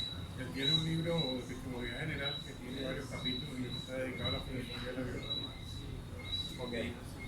Él recientemente publicó algo sobre el concepto de especie y maneja esa idea de que, como él maneja lo de las colecciones versus sistemas, entonces las especies son colecciones, las poblaciones son sistemas, y entonces en esa diferenciación, o sea, él no solo construye una metafísica desde la ciencia, sino que la metafísica se devuelve y retroalimenta a la ciencia, supuestamente para clarificarlo, que es lo que habría que ver si la está calificando o al revés, la está enredando más, pero sí hace ese ejercicio.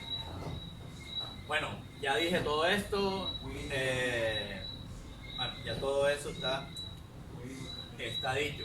Finalmente todo eso confluye en una idea que tenemos que trabajar más, que no será hoy porque es un tema, yo pienso que en el foro interno de noviembre en la Universidad del Atlántico, este va a ser mi tema, trabajar filosofía científica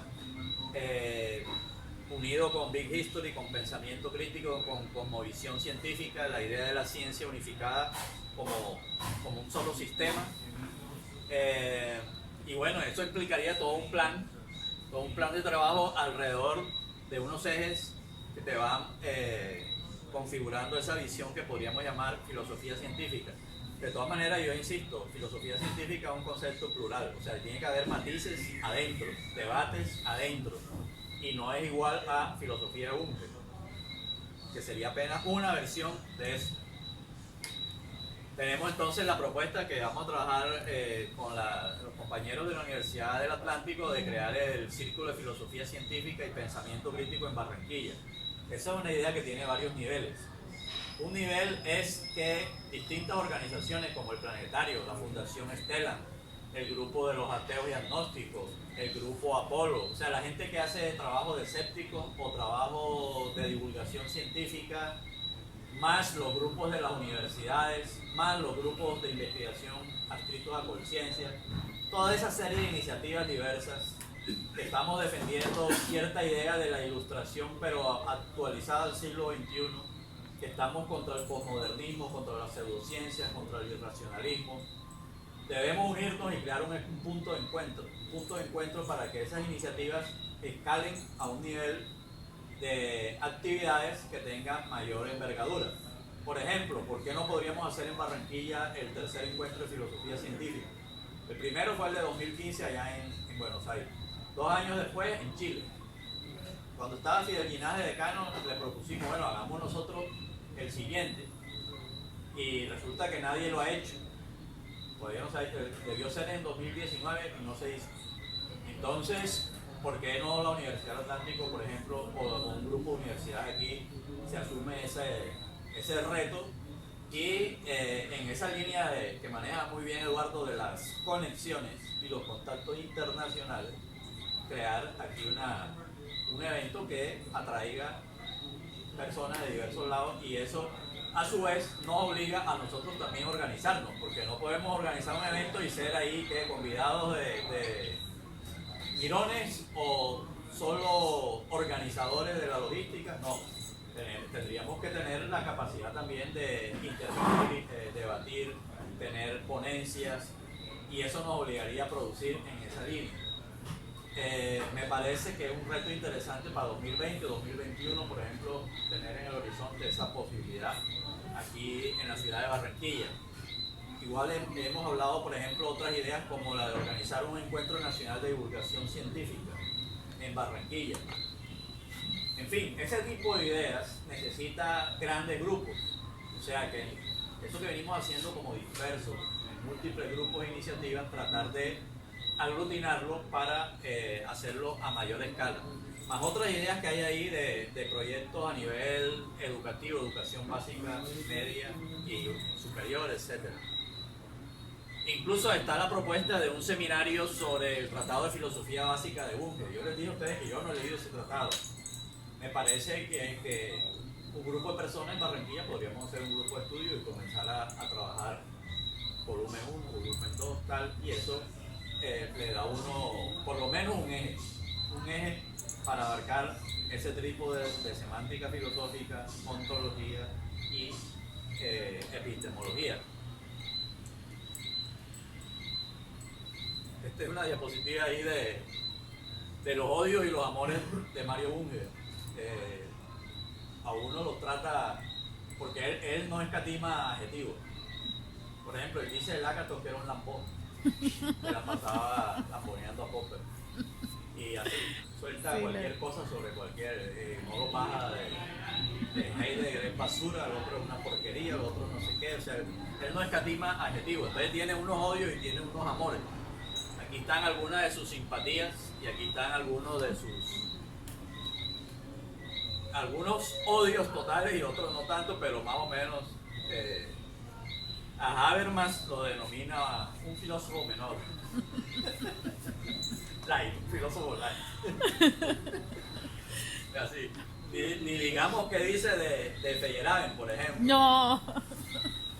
Y bueno, a Kuhn y a Popper, desastre, a Wittgenstein, bueno, ese tratado no sirve para nada, y así sucesivamente. Entonces, y estos dos, Hegel, todo eso le da con el balde, saco y sopa y seco.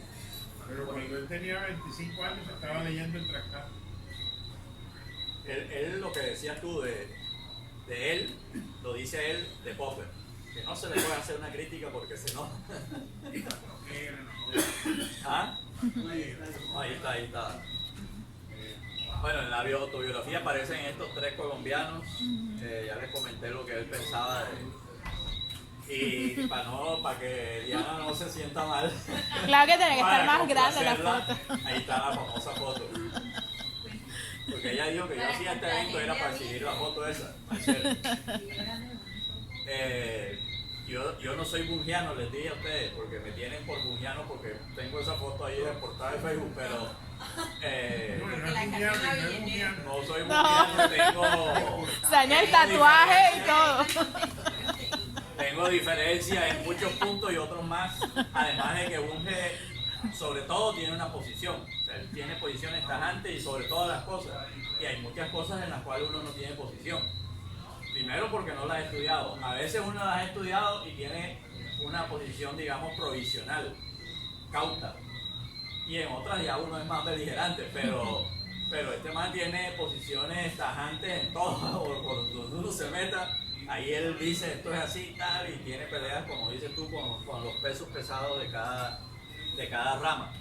Pero yo sí reconozco que, por ejemplo, Bunge es uno de los autores que me ayudó, como quien dice, a reconciliarme con la filosofía, en el sentido de que yo tenía la ciencia, o sea, la ciencia alto y la filosofía mucho más abajo, algo así como que la filosofía es la sierva de la ciencia, y ha sido desplazada, porque históricamente es un poco así, ¿no? Los grandes problemas de la filosofía de los siglos XVII, XVIII, al final la ciencia lo fue resolviendo y fue creando otros nuevos problemas, y la filosofía empezó como a dedicarse a hacer filosofía de la ciencia, Pero realmente el programa de la filosofía científica, programa por hacer y por construir, muestra que efectivamente la ciencia es necesaria para la ciencia y viceversa. O sea, ese es un diálogo de llaves de tú a tú en el mismo nivel y no por debajeando unos a otros o viceversa. Y eso es necesario precisamente para producir una cosmovisión científica.